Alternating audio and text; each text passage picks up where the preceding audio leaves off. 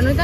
जगदीश मित्तल। अनि तपाईलाई के भयो अरे भन्नुस् त वास्तवमा? मैले के भन्छु भने नेपालको जनताले बुझेको छैन राम्रो मान्छे कहिले पनि यो टिक्नु सक्दैन, यो देश टिक्नु दिँदैन।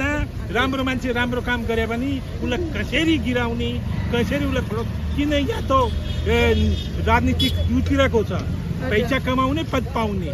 यो जस्तो बालन जस्तो भयो, हाम्रो धरानको मेयर जस्तो भयो, सबै आयो भने देशको माहौलै बिग्रिन्छ। गोपी हमाल जस्तो हैन? हाम्रो नेपाली जनताको जनता भेडा छ हैन? भेडा भनेको यो विवेक छैन कि नेपाल मेरो, इन्डियाले जो भन्यो भने उनीहरू ठिक, चाइनाले भन्यो भने त ठिक।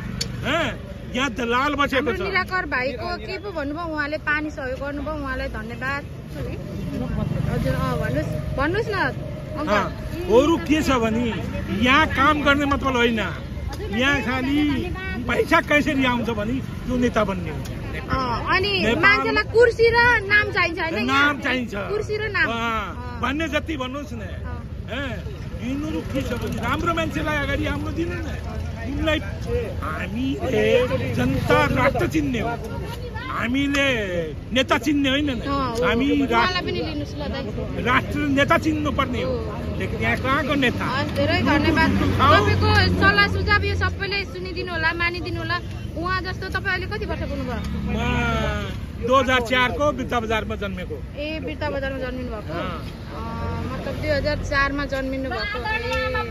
ल धन्यवाद हजुरलाई, हजुरको सुझावको लागि।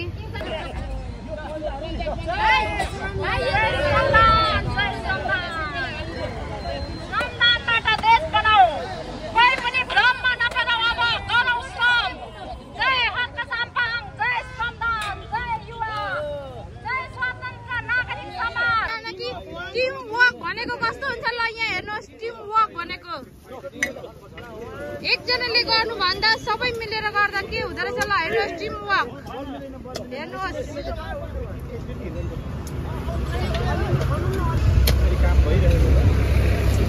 हाम्रो सन्तोष भाइलाई पनि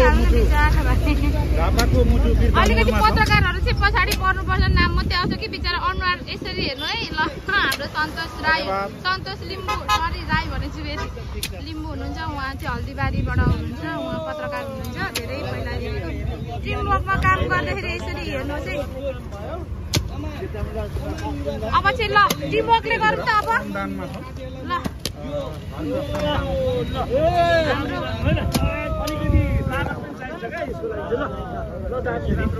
श्रमदान दिइराख्नु सबैजनाले कमेन्ट गरिदिनु होला, अनि हाम्रो लाइभलाई सेयर गरिदिनु होला। कुन ठाउँमा भनेर सोध्दै हुनुहुन्छ यहाँनिर कमला भट्टराईले बिर्तामोडको मुक्ति हो त्यो गरिसकेको ठाउँमा हो। नेपाल अधिराज्य भनी नै स्वतन्त्र नागरिक समाज भनेर गठन गरिएको समाजद्वारा गरिएको गतिविधिहरू हो। र यसरी यो गतिविधिहरू गरिरहँदाखेरि आज हामी देशको दिनमा छौँ, श्रमदानको देशको दिन। अब देश बनाउनको लागि हामी युवाहरू जागरुक हुनैपर्छ र हामीले कुनै पनि प्रकारको राजनीतिक दलीय स्वार्थ बिना हामीले चाहिँ एकदमै स्वतन्त्र भएर अब चाहिँ कार्य गर्नुपर्छ।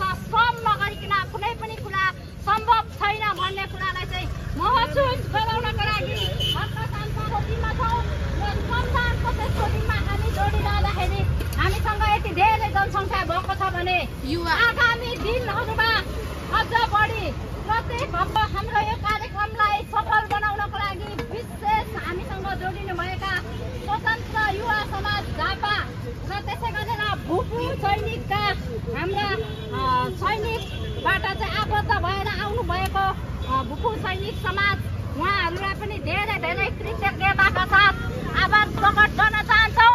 र साथसाथै यहाँनिर व्यवसाय गर्नुहुने सम्पूर्ण आमा बुवा दाजुभाइ त्यसै गरेर हुनुहुन्छ भने र उनीहरूले हामीलाई सुनिरहनु भएको छ भने हजुरहरूले सकेसम्म श्रमदान गरिदिनु होला।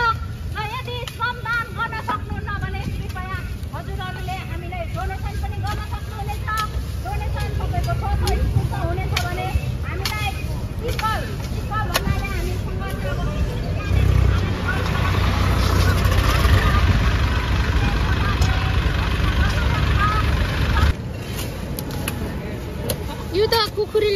थियो होला। ल आज चाहिँ यहाँ मुक्ति चोकमा सरसफाइ हाम्रो दिपिन भाइलाई वेलकम छ सबैलाई नमस्ते। युवाहरू त यसरी हेर्नु है अब सरसफाइमा लाग्नु भएको छ, एउटा देश बनाऊँ भन्ने उमा लाग्नु भएको छ। हामी आज हनुमान सेन्टरको अगाडि यहाँ सरसफाइ गरिरहेको छौँ। सबैलाई धन्यवाद नमस्ते। ल है आज चाहिँ हस् धन्यवाद। सबै आज यहाँ सरसफाइ अभियानमा लागिरहेको छु। यहाँ मेरो आमा सासुआमा पनि आउनु भएको छ, खुसीको कुरा। मास्क पो आज हाम्रो भएन त, कति ऊ भाँच्यो टलेन। अघि ऊ यहाँनिर साथी गरेको कति नै भाँच्यो।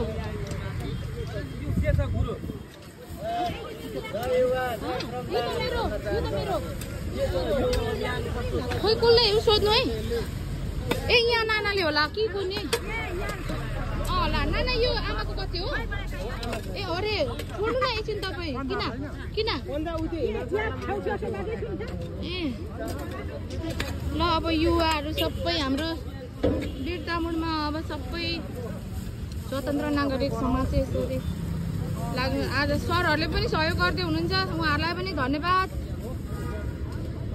हाम्रो शिवन दाई बिचरा हात हेर्नु यस्तो भइरहेछ, उहाँले चाहिँ माइलेजमा हुनुहुन्छ। सबैलाई धेरै धेरै धन्यवाद।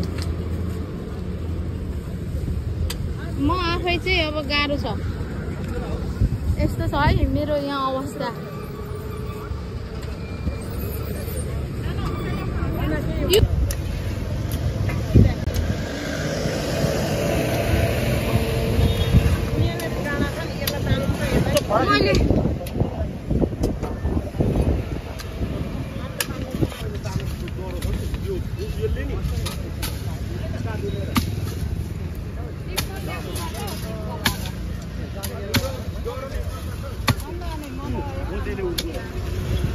गणेश हेलो गणेश